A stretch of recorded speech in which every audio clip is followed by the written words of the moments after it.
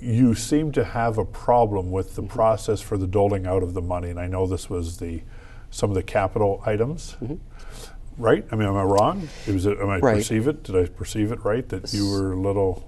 Yeah, so there's two ways of looking at it. So the first, if you look at the capital budget, or if you look at the actual budget in total, it was a good budget.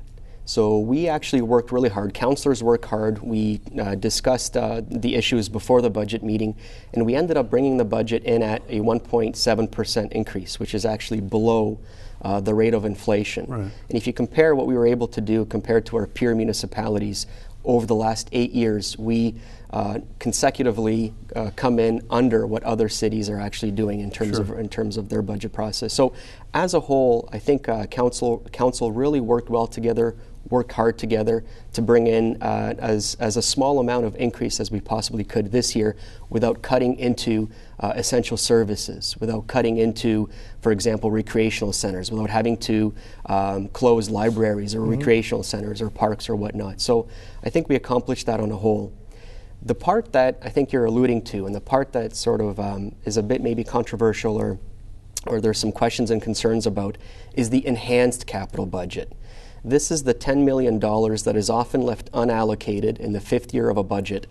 And over the last 2 years, that money has been sort of handed out to councillors.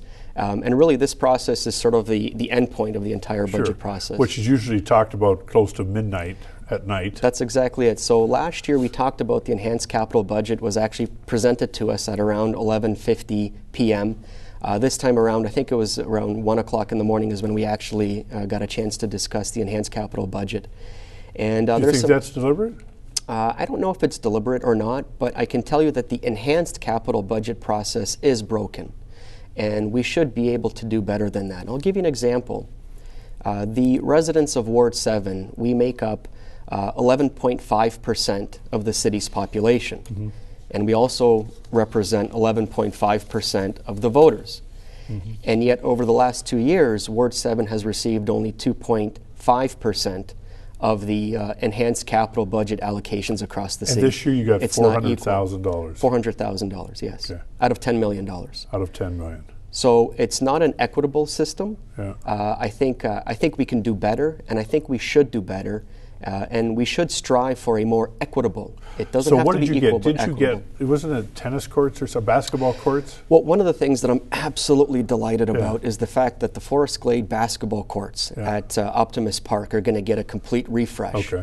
If you've actually seen those courts right now, you'll see courts that are just simply decrepit.